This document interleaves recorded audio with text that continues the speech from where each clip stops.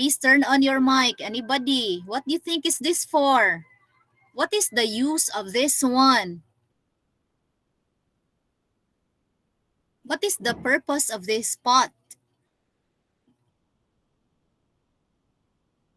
Anybody, turn on your mic and answer.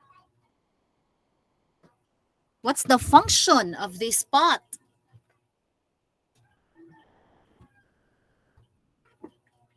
Okay, so I didn't hear anybody. So this pot is for filling in materials or anything that you would love to place. So this is a pot. Now, our topic is vocabulary, but we are going to embed it using a story or through a story. And the title of our story is, everybody read, sight word. This one is a sight word. Go. The magic. Every Magic. The very good. The magic. Magic pot. Very good. So if it's a magic pot, do you think it will make magic? Do you think it will make magic? Sige, we will know it later. Maybe. The magic pot. Very good. Okay, so listen. I will be reading the first sentence and then it will be followed by you and then alternate. But if you have difficulty with your signal, then I will do it for you. Sige, so this is the story. There was a farmer named Gopi who lived in a village. Okay, continue, students. Second sentence. Go read. He possessed few. He possessed He possessed few such as land Okay, stop. digging the field. and digging the cloud Okay, on go. summer afternoon. When he When he sometimes something, he went on digging and found a metal pot. The pot was so huge Very good. that one could go price for 100 Very people. good. Okay, I'm going to read it again. There was a farmer named Gopi who lived in a village. He possessed few acres of land. It's acres, huh? Everybody say acres. acres. Very good. Now, there are words which are in red. What do you mean by the word possessed? He possessed few acres of land. What do you mean by possessed in there? Even in the Bisaya. Own. Very good. Own. Meaning to say, naa siya'y tag-iya. Nga, unsa man iyang tag-iya? Unsa man gitag-iya ni Gopi? It's, unsa man? Acres of land. Now, acre is a new word. Unsa kay meaning anang acre? By just reading, he possessed few acres of land. Unsa di kang acres? It's a Hectare. ha? Hectare. Hectare. A Maybe. hectare? Hectare. Or in general term, unsay term niya? It's a measurement for unsa man? For salt, for water. It's a measurement for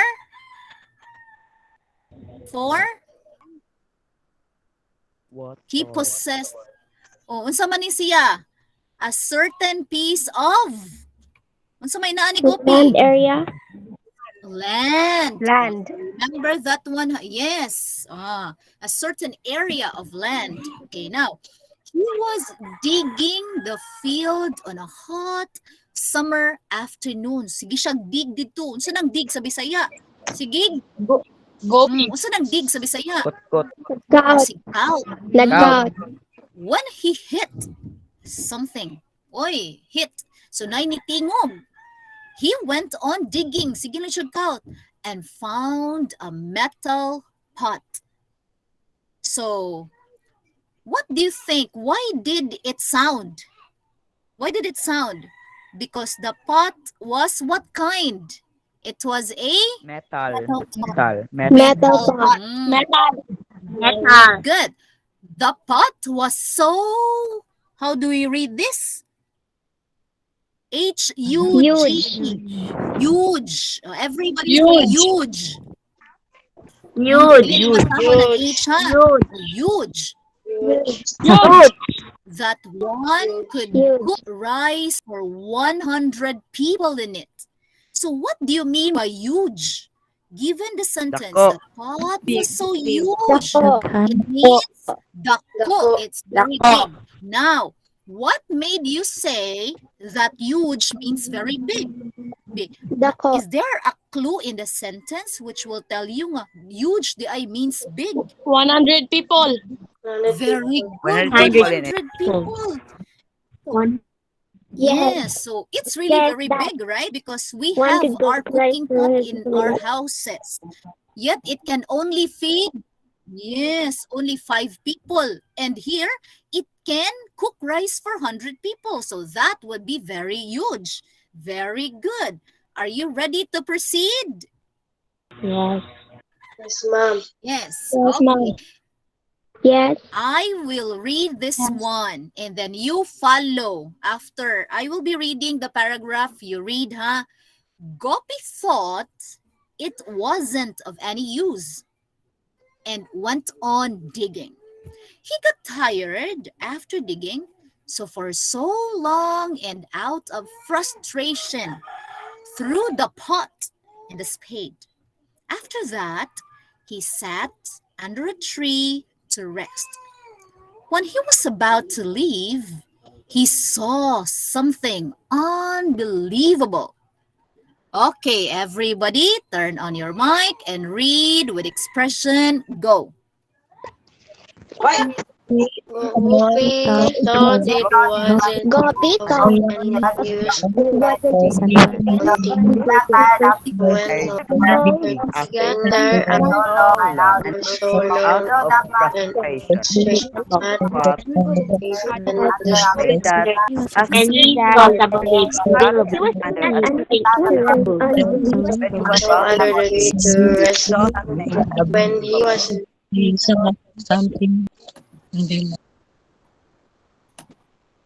Very good. Thank you very much. So, when Gopi was able to hit something, he was thinking it was not of use, so it was useless. And so, he got tired and out of frustration threw the pot in the spade. Now, frustration is in red. What do you think is the meaning of frustration? Anger. Could be anger. Frustration comes from a word. frustrate. Yes, frustrate or boring. frustrated. So, if you are frustrated, are you happy? No. No. no. What clues in the sentence will tell you that he was not happy here? What did he do to show that he was not happy? He threw He, the pot. yes, threw he the threw the pot. pot and the spade. And then he took a rest to nagpayahay sa siya. But there was something unbelievable. He threw the What could pot. that be? Hey, let me hear your guess. What could that be unbelievable thing which happened? Which give him some shock. Okay, what do you think? Tell me. Unsa kay unbelievable nga nahitabo? Okay, let me have a guess. The pot is full of gold. The pot? What is it? The pot looks gold. Could be another one. The pot is a magic pot. Okay. Let's try to see. The pot is full of gold. And here, he found 100 spades inside the big pot. He was overwhelmed with joy over his good fortune. This made him think it was a magic pot. He then decided to keep a mango in it. Within a fraction of seconds, he was amazed to see 100 mangoes inside. Okay, everybody read go. He He found found a a hundred hundred found a hundred spades inside inside the the big big pot. pot. He was overwhelmed with excitement. It was a magic pot. Feeling To keep mango in it, wherein it happened to everyone is a planted mountain on within inside. He was amazed to see 100 mangoes. Very good. So what did he find? What did he find? He find 100 spades inside the big pot. Spades inside a big So from one spade, it becomes 100 spades. So there were already many. So he was overwhelmed with joy. Overwhelmed is in red. What do you mean by overwhelmed with joy? From one spade, it becomes 100. So what do you mean by overwhelmed? Many. Many. What else? Full of What do you joy. mean by over? Overwhelmed. What do you mean by over? He was full of joy. Yes, grabe yung joy, nasubrahan. So overwhelmed means nasubrahan over his good fortune. What do you mean by fortune? Suerte. Suerte. Very good. So fortune, fortunate. So kung swertehon ka, fortunate. So this made him think it was really a magic pot. So he decided he wanted to experiment. So he placed another. What did he place after? Inside the pot, he placed a mango. Very good. So only so if it's only one, so one mango in it. And after just a fraction, a short number of seconds, what happened? One mango became, Turn into hundreds. yes, turned into 100 100 mangoes. mangoes inside. And what happened to him? He was amazed. He was What do you amazed. mean by the word amazed? It's in red. Shock. You are surprised. Very good. Surprise, shock. What made you say he was surprised? Is there a clue in the sentence that makes him surprised? Because one mango turned into 100. Very good, because one mango Surprise. turned to 100 mangoes. Very good. Next, we shall proceed. Now, he took the pot with him and kept it in a secret place in his house. He started putting things in the pot Mangoes inside. that turned hundredfold. With time, he became very rich, and soon the king came to know about it. The king inquired about the pot and wanted it to be in his treasury if it was something valuable. Everybody read go. He took With him and Pot with him in kept secret in his started secret started putting things in the pot turned hundred when the king came became very rich. The king and inquired wanted about to be in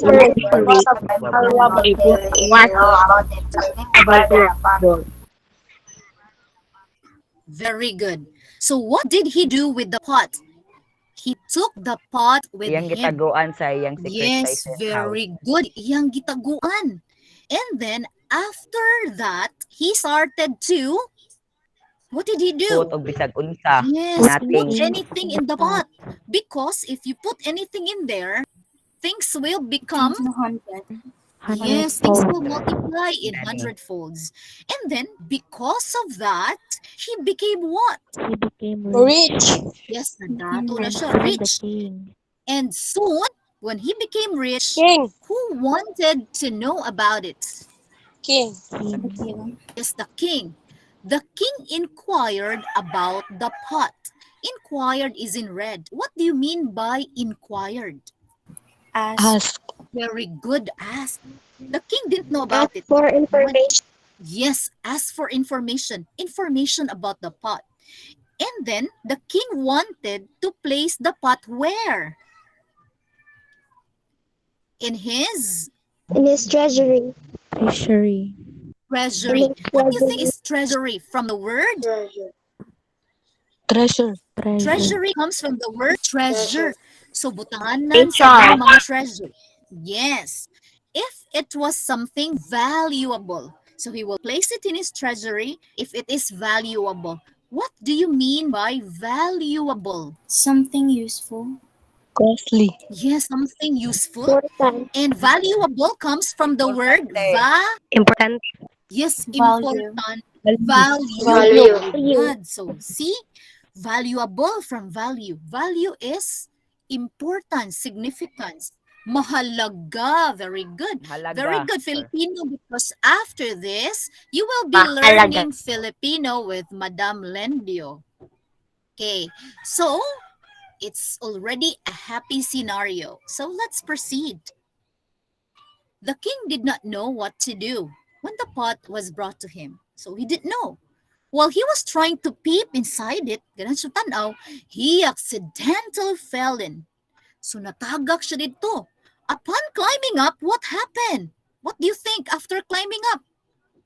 What happened? Stupid. He fell. Nasha. He was shocked. Why was he Find shocked? hundreds of things. Because, He was shocked. yes, there Fell were found hundreds of 100. kings around him. So all of them started climbing up in the throne and fighting among themselves. Okay, everybody read, go. The The king did not know when the pot was was brought brought there, so inside the accidentally fell up. He went back up to find hundreds of things around him. All of them started climbing so fighting among themselves. fighting among themselves. Themselves. Yeah. So words accidentally and shocked are in red. What do you mean by accidentally? By a chance. By chance. So from the word Accident. accident. So if it's an accident, can you determine it? Makibaw ka na. So wala. It's sudden. Yes, No. sudden. Oh. And then shocked. What do you mean by shocked? Surprise. Na kuyawan. Surprise. Yes. Why was the king surprised? Surprise. Because there Because were already hundreds of kings. hundreds of kings and they wanted to be the ruler. And so, because there were hundreds of them, what happened to them? Was there They're fun? fighting. They They were fighting. Estado. fighting. And so from a very good scenario, here comes a very messy scenario of fighting. So, the king eventually died of shock. The farmer accounted that out of curiosity, the king had killed himself and left the pot in the king's treasury. Everybody read, go. The king The eventually king died The of king shock. Farmer accounted that the king had killed himself or king lived part of the had treasury. himself and the king's treasury. Yes. So eventually, what do you mean by the word eventually? The king eventually died of shock.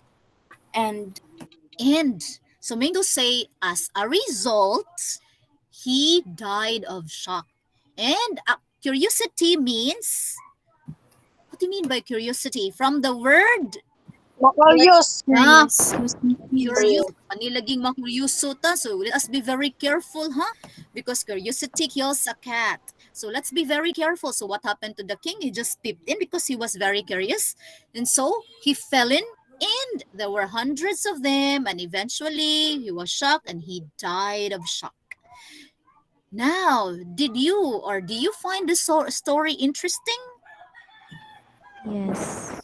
Is it your first time listening to a kind of story like this? Yeah. Yes, ma'am. Yes, ma'am. Very good. So the question now is, what's the lesson or moral of the story? Or what did you learn from the story that we really have to bear in mind? Anybody? What? Anybody? What does the story like to tell us? What does it tell us?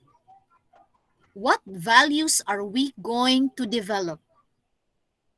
Based on the story, give me. Anybody? Pwede Bisaya.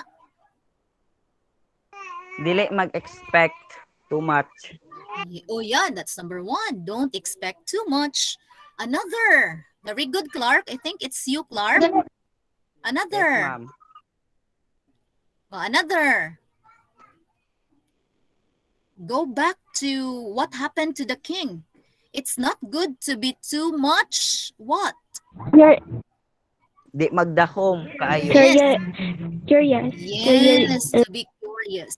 So you have to what? You have to be careful about what you would love to explore because it might put you in danger. Just like you, grade 7, 8, 9, and 10 learners.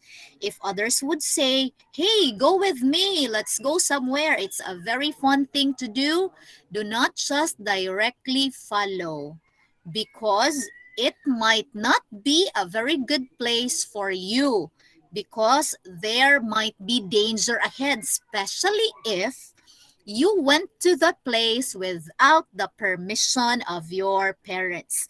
Kani bitawng magbuot-buot ta? Usually teenagers are in the stage of being adventurous. So let's not put too much adventure. It's good to do some adventure, but not too much because too much of something is bad enough. So there's a song, too much of something is bad enough. So in Ana, ha? Thank you very much for listening. Now, let's relate our discussion of the story to our topic on vocabulary. So everybody say vocabulary. Go. Vocabulary. Spell vocabulary. Go. Spell. Spell. Vocabulary.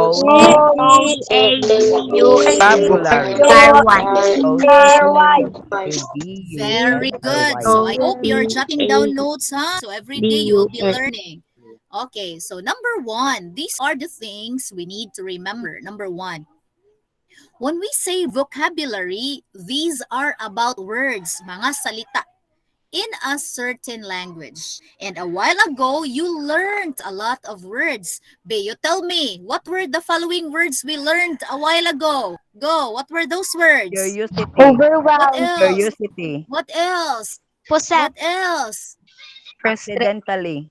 Very good. What else? What Frustration. else? Huge. What Eventually. else? Accident. Very good. Acres. Yes, very good. So put it in your vocabulary. Huge. Okay, number two. Torture. These are very good. These are the vocabulary techniques. Ma'am, I do not have much words in my notebook in my head. It's only a few of them. So how will you develop it so that you will have a lot of words? Not just the simple ones, you level up. So number one technique is you read, and read some more. So just like a while ago, we were able to read, and by reading, we were able to get to know words, and those words can already be added to our vocabulary. So see, by attending to this session this morning, you were able to get to know a lot of words. So I hope you will write it down and then print it in your mind so that in any circumstance, in any place which will merit the use of it, you will use it. So your parent will say, wow, you leveled up. Sus na, nakatunan akong anak ko, gigamit gid niya ang word. So, read. Number two, use a dictionary. Yes, every time you find a word, sa kag naglakaw, ragud ka diha, you're just wondering, and you come across a signage maron according to Ma'am Nessa or anywhere, and it for you it is difficult, you get a dictionary. And then always remember the meaning of that word because any point in time, it will come back to you and it will test your knowledge about the word. Just like me when I was in college, my target every day is to write 10 unfamiliar words. I have my own notebook when I was in college, and I write everything in there which is difficult and then remember the meaning of the words. And yeah, later on, I was able to know a lot of words. So if I did not make use of it, so I will not be able Di ba mo na to klase? get it. Yeah, so that's why I'm using a dictionary and Sige then na write naging it in my. conversation. Kung saan di Then letter C. Ano Please mute, people, participants. Please don't forget to May mute, up. ha? Mute your mic, everyone. Now, letter C. You sing a song. If you think there are people who are very good at remembering with song, so sing it with a song. So use it in a song. So if I say, pork right to dinas means pretty or very pretty. We say, pork retidinous, very pretty. Pork retidinous, very pretty. So it could be you sing a song, you chant it. It depends on you so that that word will be imprinted in your mind. And the moment it will be imprinted, you will have a greater opportunity of remembering it.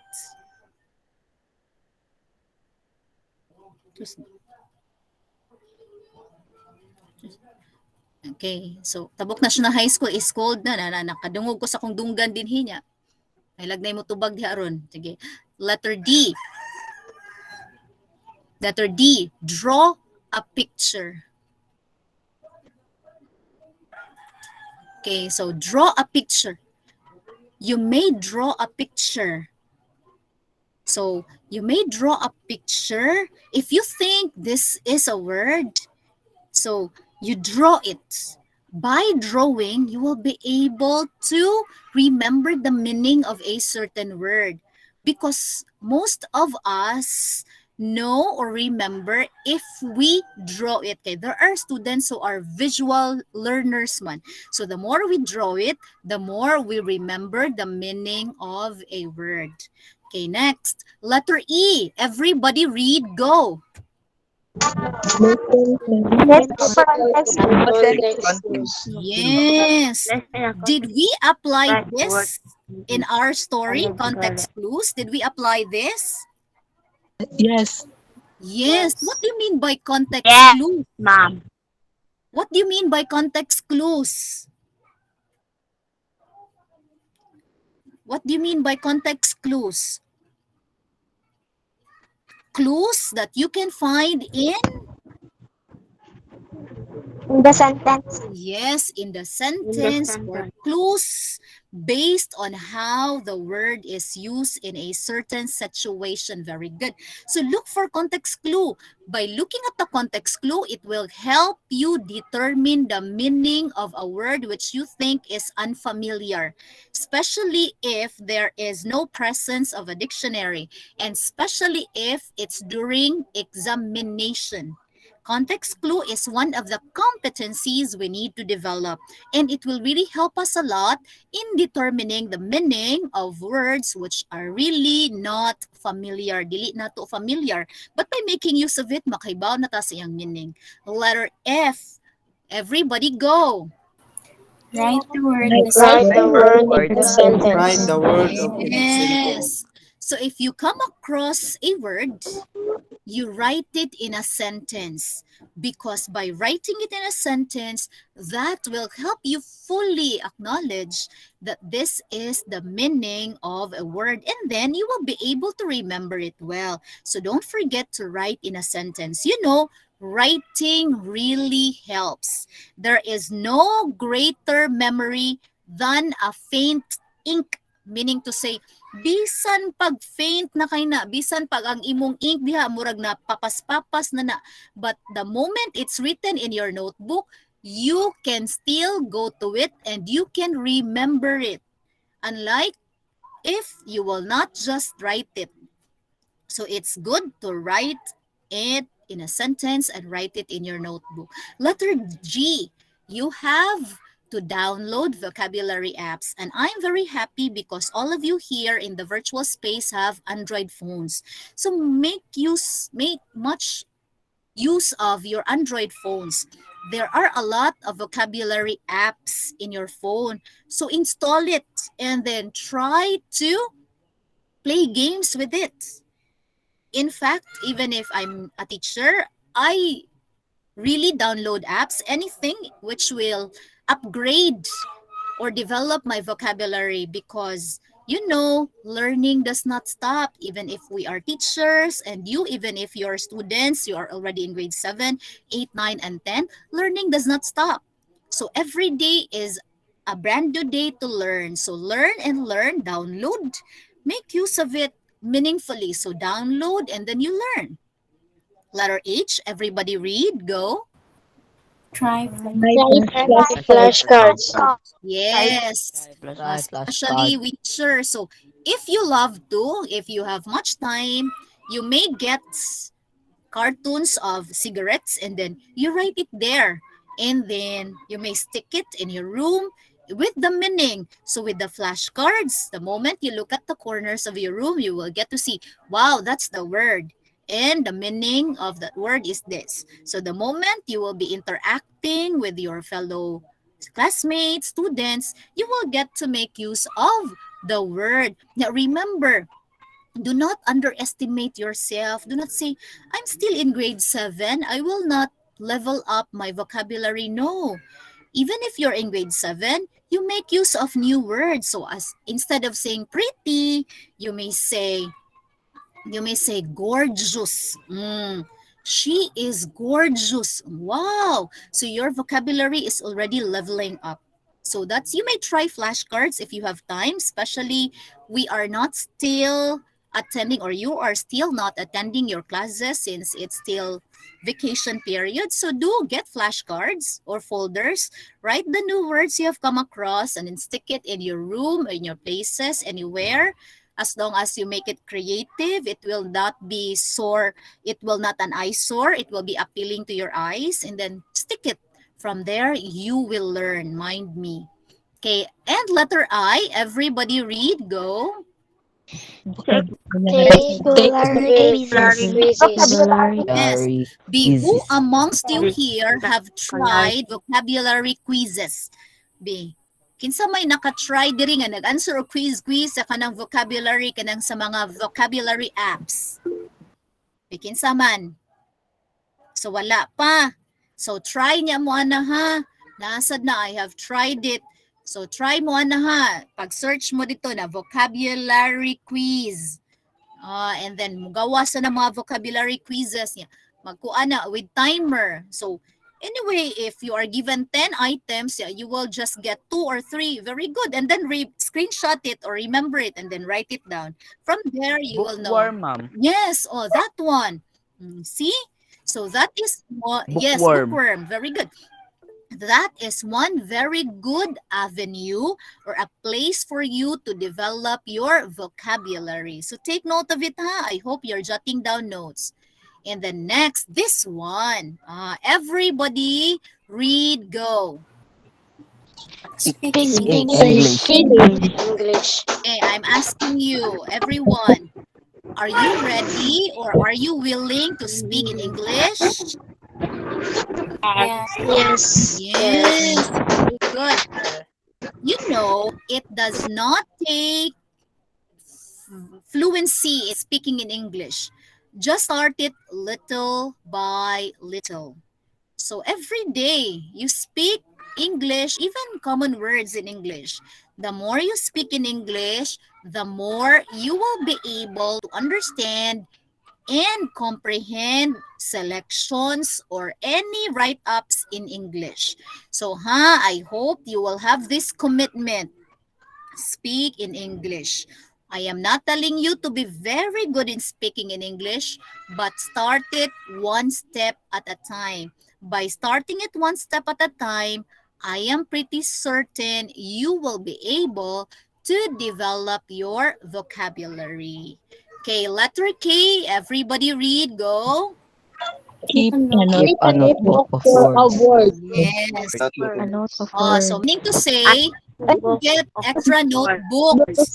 So I'm sure you had your extra notebooks last school year.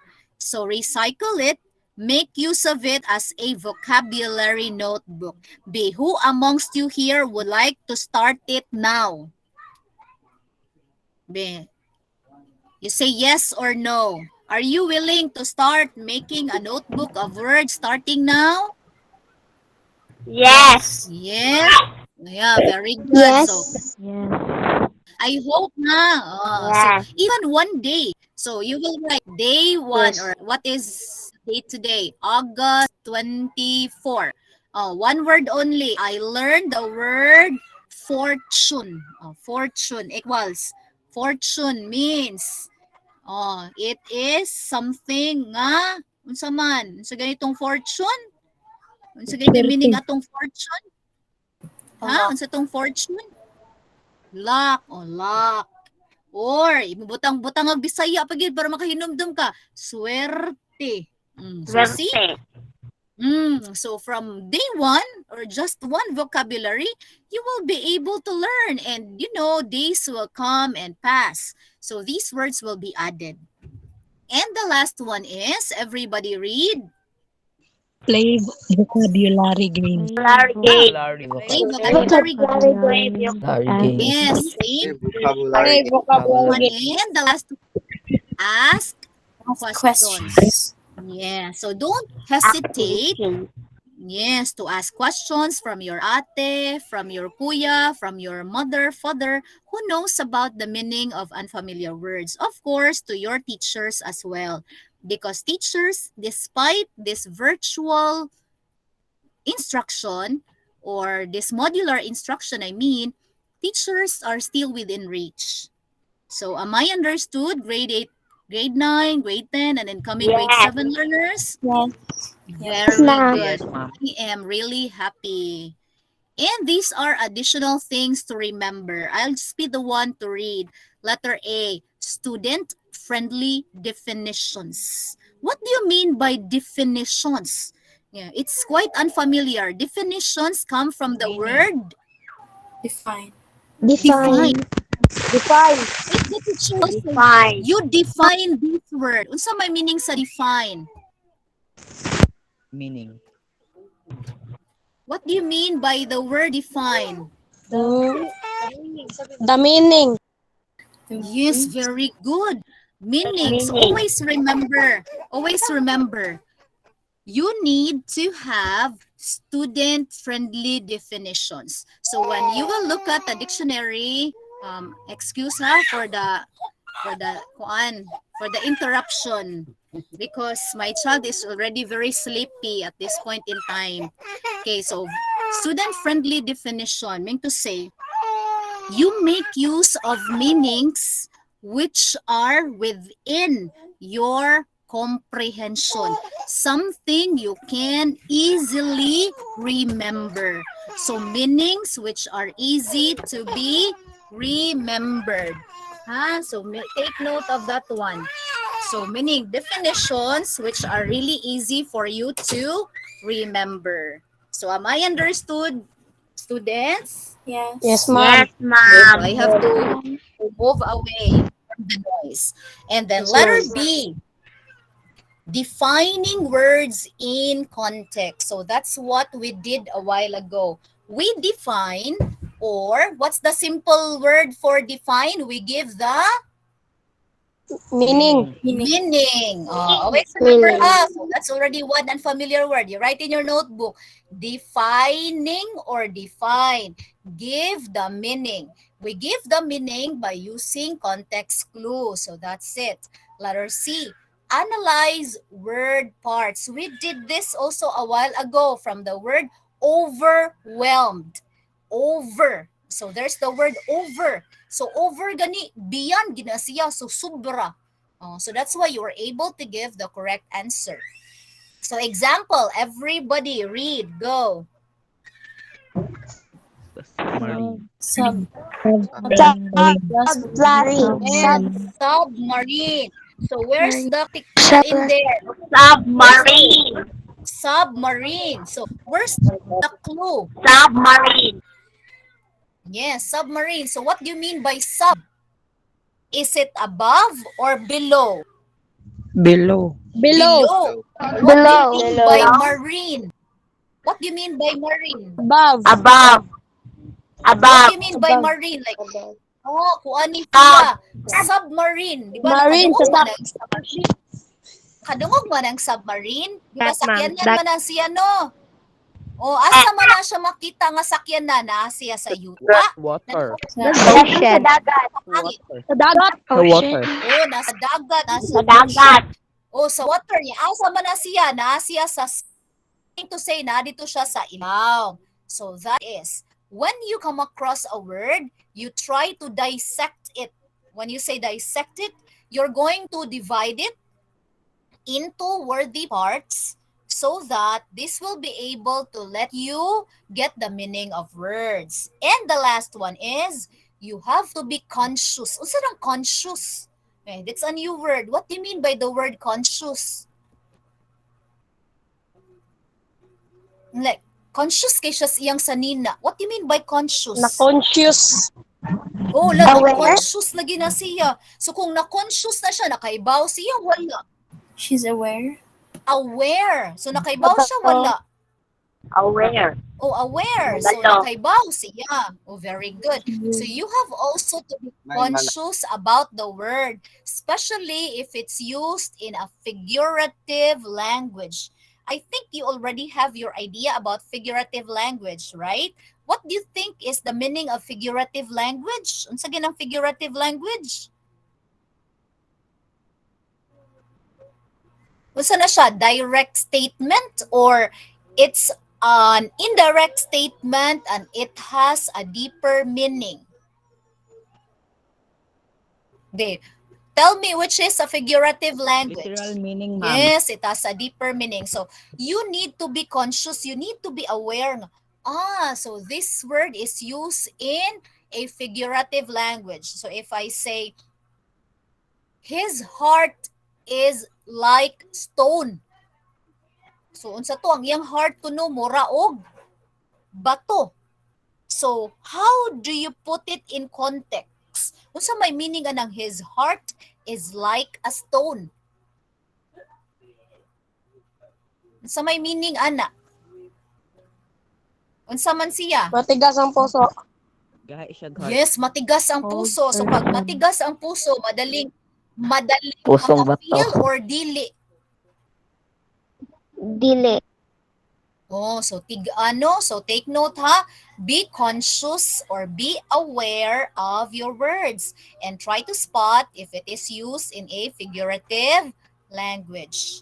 So, dear students, these are my resources: momjunction.com, idc.edu, readnaturally.com, and classroomtestedresources.com. Thank you very much for listening. And I would leave this quote from Barack Obama. Reading is the gateway skill. Oh, gateway. Oh, that's a new term. What do you mean by gateway? You divide the word. Gateway is divided into two words. Gate and Gate way. plus way? So what do you mean? Gate Yes, gate way. plus way. Oh. Yes, so what do you mean by gateway? It is a Agianan. Asa man na siya? Agianan. Yes, it's an Agianan. Yes, it's a way or a skill that will make all other learning possible. So I hope you will develop that love for reading. You will read and read and read because reading is a skill. Take note, ha? It will help you learn all other things if you know how to read. So thank you very much and God bless us all.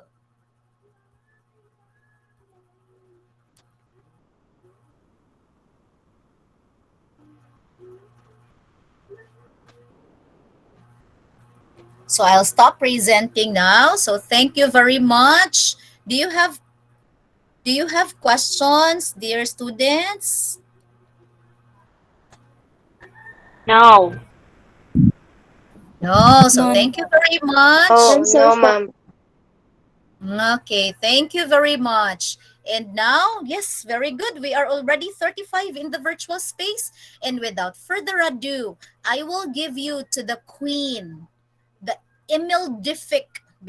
Is it your first time hearing the word emildific, students? Yes, ma'am. Emildific, Yes, ma'am. whose personality will you remember from the word emildific? What word, what name of a person comes from the word emildific? Who's the wife of Ferdinand Marcos? Imelda Marcos. Imelda. Oh, Imelda. So emildific comes from the word Imelda. Imelda. Oh, si Imelda talagang napakayaman. Kagaya nitong susunod na speaker natin na si Ginang Lendio. So, bigyan natin si Ginang Lendio ng masigabong palakpakan para sa kanyang vocabulary. Madam Lendio, take it away. Pakpak. Wala ba palakpak dyan? Hiyawan? Maganda ako sa inyong lahat. Para sa mga estudyante ko noon at mga magiging estudyante ko, isang mapagpalang umaga sa ating lahat. Ngayong araw na ito ay ako ang iyong makakasama sa isang masaya at naway makabuluhang talakayan. Nais kong simulan ang araw na ito sa isang pahayag mula sa aking paboritong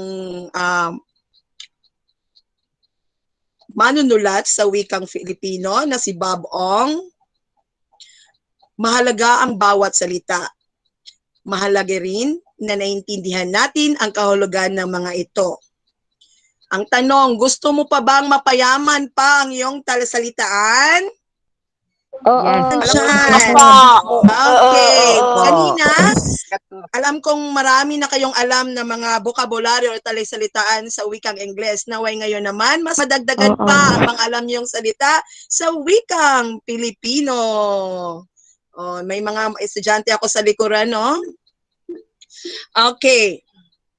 Ang paksa natin ngayon ay ang paano pa mas mapapayaman ng inyong mga talasalitaan o bokabularyo sa wikang Filipino. Narito ang mga layunin na naway maisakatuparan natin sa araw na ito. Una, natutukoy ang magkasing kahulugan at magkasalungat na mga salita. Pangalawa, na ibibigay ang mga bagong salita sa isang mahabang salita sa pamamagitan ng pagsasama-sama ng mga tunog sa salita.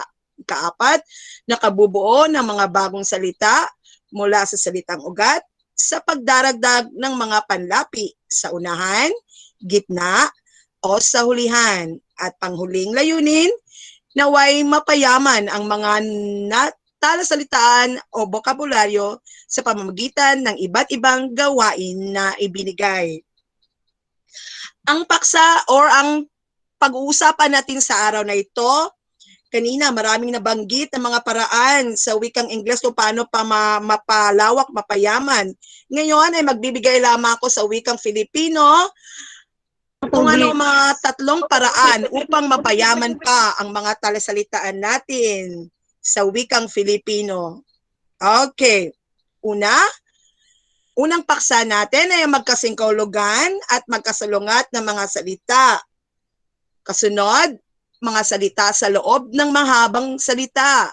At pangatlo, mga bagong salita mula sa mga salitang ugat. Handa na ba kayo? Okay, halina't samahan niyo ako at pag-aralan natin ang mga sumusunod. Nakikita pa ako? Opo. Nakikita pa. Nawala ang presentation Opo, ko? ma'am. Nawala? Hindi po. Okay, ma-share ko. Balik ka. Kita po kayo.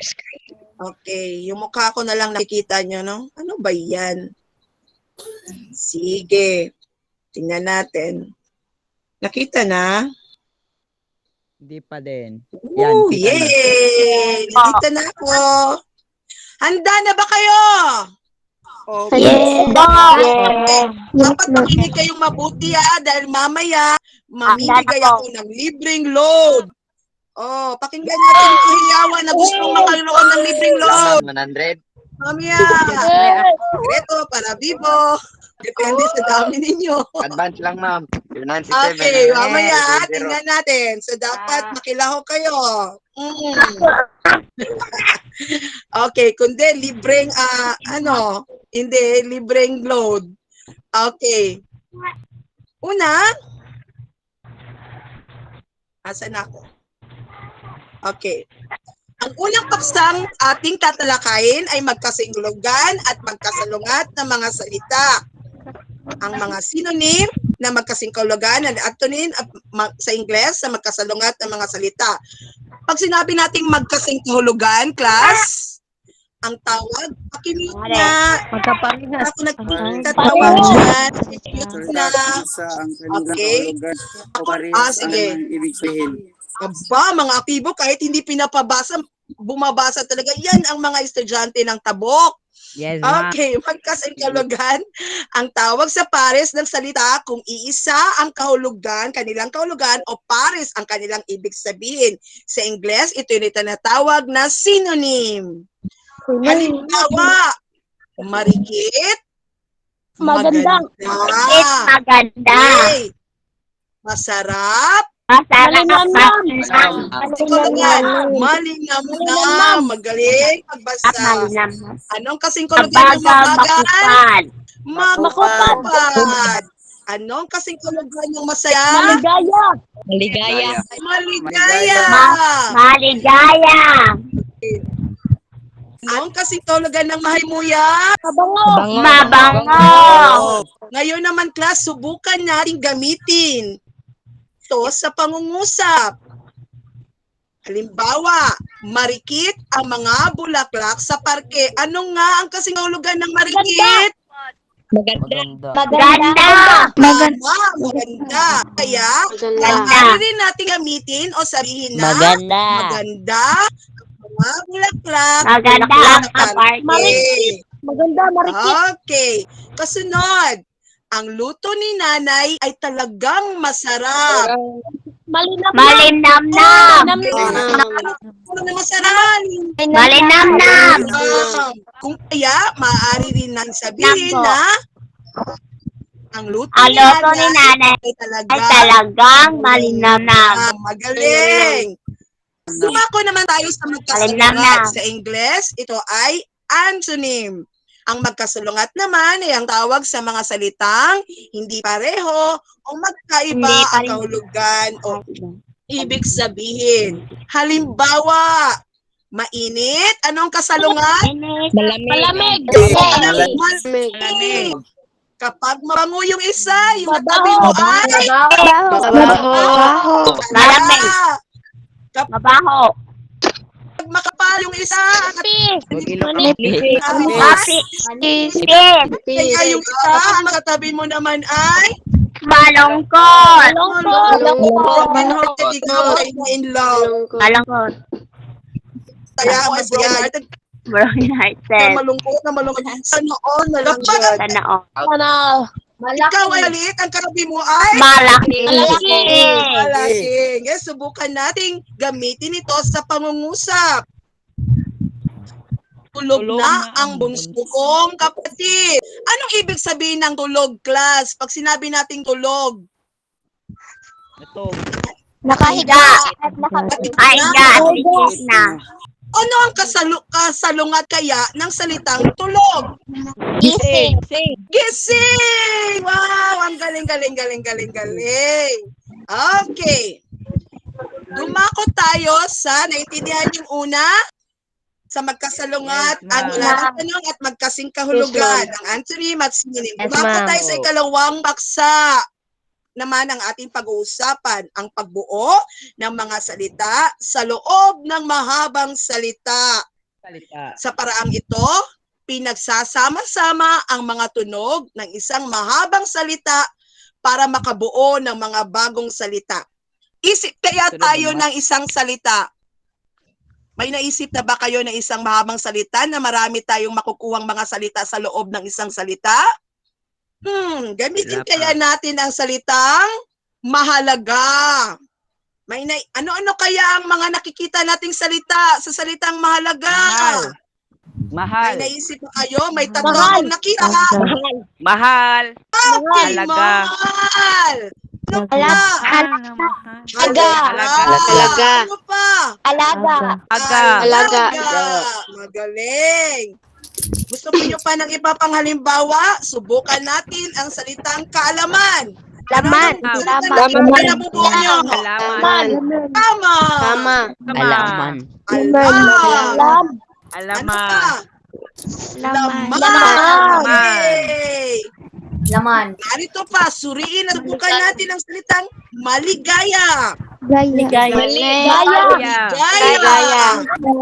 Gaya. Ano ba? Maya.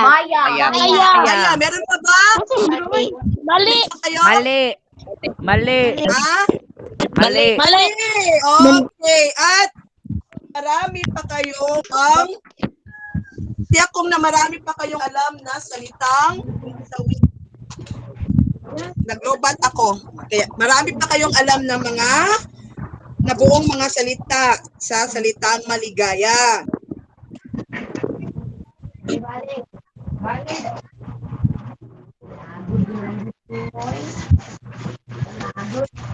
Hindi ba nakakatuwang na mula sa isang salita ay makabubuo tayo ng bagong mga salita? Sigurado akong mas marami pa o madadagdagan pang mga alam nyong salita sa wikang Filipino. Pasensya po, nag-charge lang. Okay lang, ma'am. Okay, dumako tayo sa huling paksa.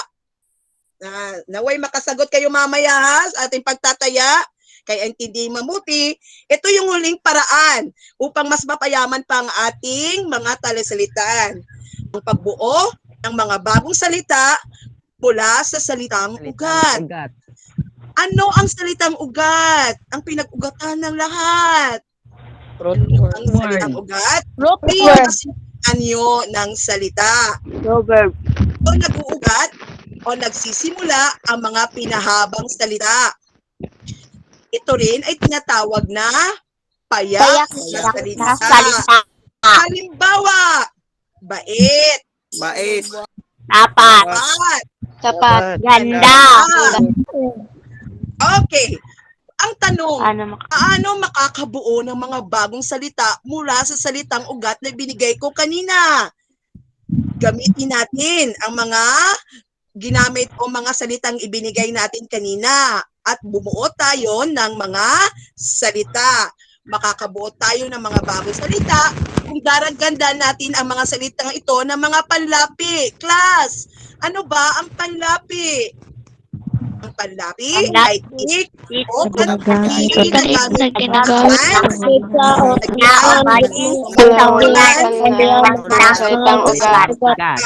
Okay, mula sa salitang bait. Mabait. Mabait. Anong ginawa natin, class? Nagdagdag tayo. Salitang ito, nagdagdag tayo ng mga lapis. Sa unahan.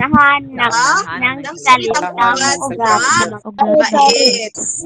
Kabaitan. Sa salitang ito, nagdagdag tayo ng palaping sa unahan.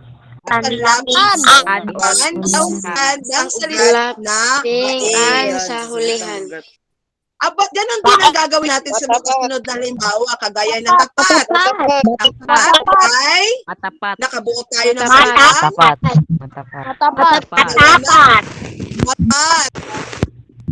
Tayo na Tapatan.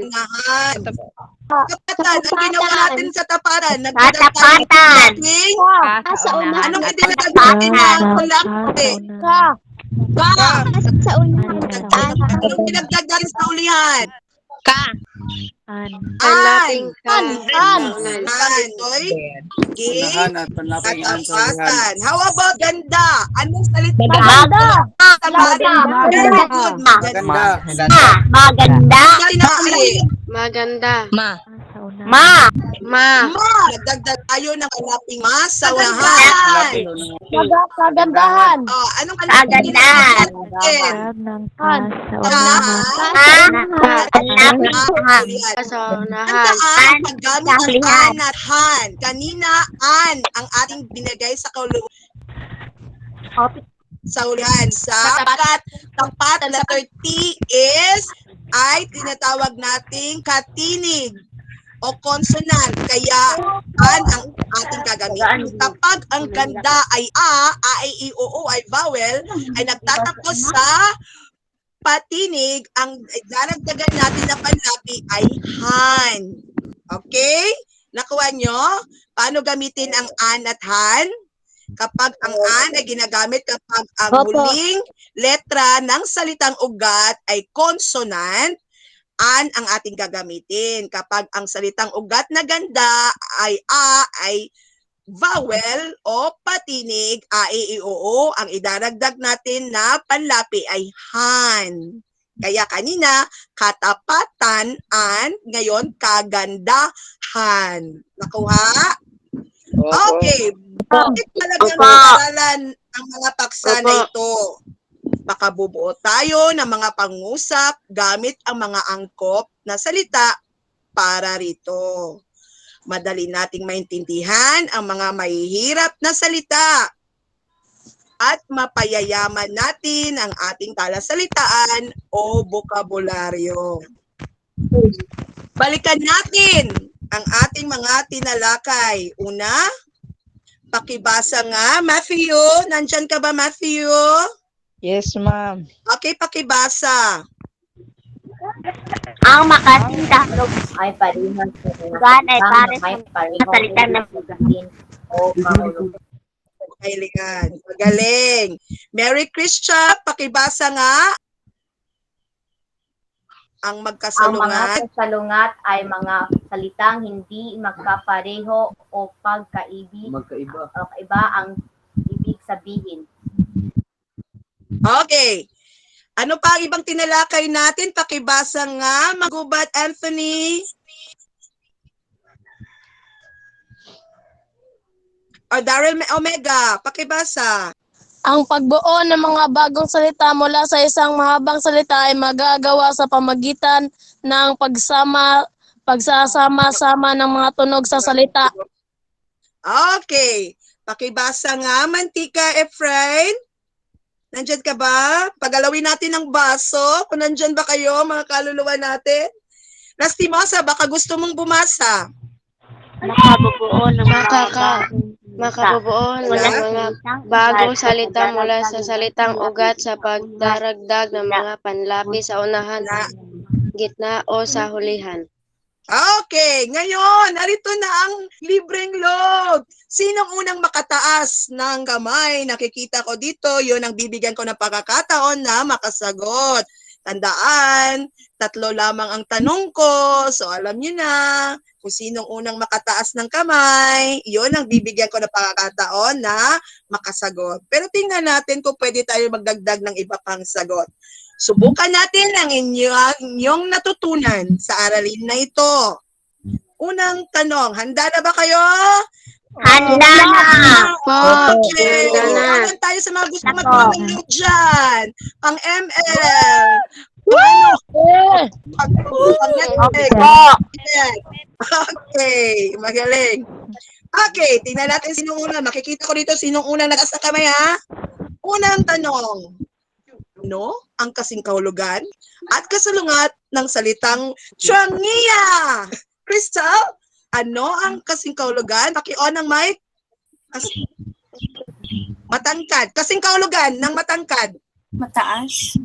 Mataas. Ano naman ang kasalungat ng matangkad? Maliit. Maliit. Maliit. Good. Crystal. Crystal, libreng like para sa'yo. Palakpakan natin. Bigyan ng jacket. Mataas, ang kasing kahulugan ng matangkad ay mataas. Mababa naman ang kasalungat ng matangkad. Next! Bibigyan kita, ilistahan ako, may numero ako ninyo. Ano ang mga landero? Pamain lang, pamain. Si landero ba una nakasagot? Una naka-raise ng hand? Okay, tingnan. Ano ang salitang maaaring mabuo sa salitang kalahati? Susunod sa sagot sa simbahon. Marami tayo mabubuong salita. Sige, bigyan natin ng magkakataon Sino yung unang sumagot? Ko. Sino ano apelido? Sumayang. Apelido? Si Landera. Yes, Landera, is that true? Okay, ano sagot natin? Bumuo ng salita mula sa salitang kalahati. Nahati. Ha? Hati! Okay, Landera, one for you. Anong level tayo, Landera? Anong baitang? Grade? 9. Grade 9. Sunod, Simbahon. Anong sagot mo, Simbahon? Ma'am, ako. Kalat. Kalat! Very good. Anong grade tayo, Simbahon? Grade 8. Incoming grade 8. Okay, next. Sino pa? Nakita ko itong pangalan ni Kuanan. Sige, Kuanan. Lahat. Lahat, Kuanan. Anong grade tayo, Kuanan? Incoming grade 9. Grade 9 incoming. Okay. Next, ano pa? Sino? Raise your hand. Makavinlar. Kahati. Kahati. Okay. Anong grade tayo, Makavinlar? Grade 10 ka na, no? Incoming grade 9, ma. Grade 9 pa rin. Namuwag. You raise your hand. Yes? Hati, ma'am. Done. Tapos na. Baka meron ka dyan. Ano pa? Geloka? Kati. Kati. Ay, Makati. Geloka ang Kati. Okay, estudyante ko si Geloka. Meron pa ba, Baw-Baw? Lahat. Wala na, ma'am. Tapos na. Okay, tingnan natin. Tapos na lahat. Kaha. May kaha kayo. Hindi nyo nabanggit yung kaha at saka lata. Diba? Tama. Kaha, lahat, hati, kalat, lata, Lata. kala. Ang huling tanong. Okay. Marami nakasagot, no? Okay. Next. Huling tanong. Ano? Mamaya na kayo mag-raise. Pag sinabi kong go, saka kayo mag-raise ng magtataas ng kamay, ha? Wala pang go. Disqualified ang magtataas ng kamay na wala pang go. Anong mga bagong salita ang mabubuo? Mamaya na, Omega. Anong mga bagong salita ang mabubuo mula sa salitang ugat na talino? Kung dadagdagan ito ng panlapi, wala pa akong go, stop muna. I-off ang kuan, stop. Okay. 1, 2, 3. Okay, sino yun? Sumayang. Sumayang! Yes, Matalino, ma'am. Ha? Matalino. Matalino. Anong grade tayo, Sumayang? Grade 9, ma'am. Kaming grade 9. Okay, ano pa? May isa pa. Lino. Sinong sumagot? Maoy. Maoy, may sagot. Yes, ma'am. Katalinuhan. Yung katalinuhan? Lino. Ang talino. Dagdagan natin ng panlapi ang talino upang mabuo tayo ng salita. Katalinuhan, ma'am. Tapos na ang katalinuhan. Isa na lang. Ang talino. Estrella Jason, may sagot ka? Anong? Yes, Omega? Matalino. Estrella? Ikaw sumagot, Estrella? Lino. Matalino, Estrella. Anong grade level tayo, Estrella? Kaming grade 8, ma'am. Okay, at dyan. Nagtatapos. Matalino at talituran. Class, tingnan nyo ang katalinuhan. Mula sa salitang O ay naging U. Kapag dinagdagan ito ng panlapi, ang O ay magiging U. Laging tandaan yan. Kaya katalinuhan. At dyan nagtatapos. Sabay-sabay natin Congratulations at maligayang bati sa mga nagwagi ng mga freeload. Tatawagan ko kayo mamaya ni Willie Revilla sa Shopee. Biro Thank you lang. very much. Okay. Basahin natin. Hikayatin. Sabay-sabay Hikayatin mo. basahin. Pakion ng mic. Hikayatin Kaya lahat mo lahat ng kaglalang nais doon na Lahat ng kanilang pagkakawala at at walang kawawa ang mirado pero hindi nagbabase. nabasa. Okay, magandang umaga. Palakpak naman dyan. Okay. Ngayon, ibabalik ko ang mikropono sa ating tagapagdaloy ng programa. Maraming salamat, Ginang Lendio. Again, kami ay natutuwa na dahil napaka-hectic ng iyong schedule pero ikaw ay nandito. So, sa lahat ng nagtagalog di ko no? Nataktan kong Ginang. Anyways, thank you so much, Ginang Lendio and Mrs. Catherine Tunyakaw for sharing sessions 3 and 4 this morning. And before we end, no, sayo kay Tanahuman 10:30, no, kay sayo sa Tanaka Sugod. Let me just remind you that we have an evaluation today. Let me just share the link. Thank you so much to those who mga kasi akadit lang ha. Okay, so nihang akong laptop kadit. Can you see my screen? Okay, there. Okay, so thank you so much to all those who did the evaluation yesterday. So I'm going to give you time now to do the screenshot. And I am also going to, please do the screenshot so that you can do the evaluation for day 2. So for our first speaker, we have Ma'am Tunyakaw, and for the others, for the session 2, we have Ginang Lendio. Sige, naka-screenshot na ang tanan.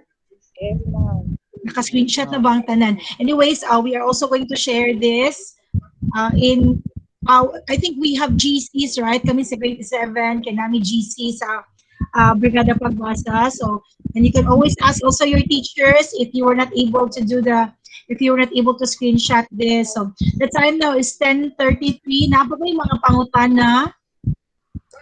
Wala na. So, I hope tomorrow you will all come early.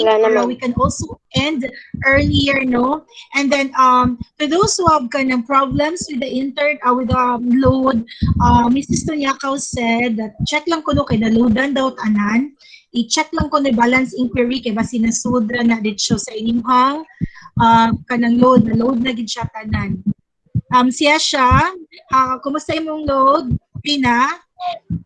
Nag-balance inquiry ka? Murag tungod sa siguro ni sa akong cellphone.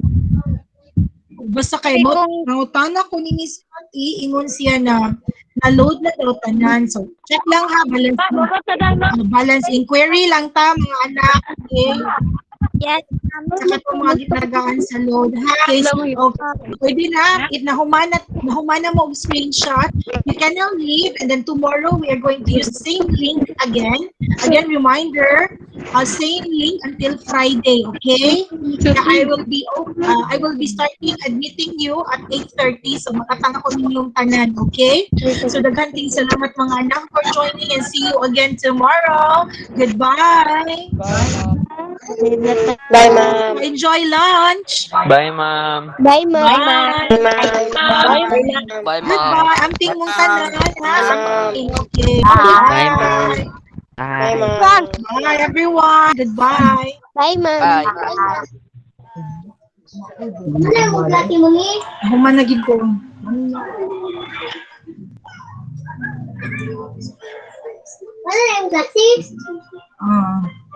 Mag-stop recording sa akin.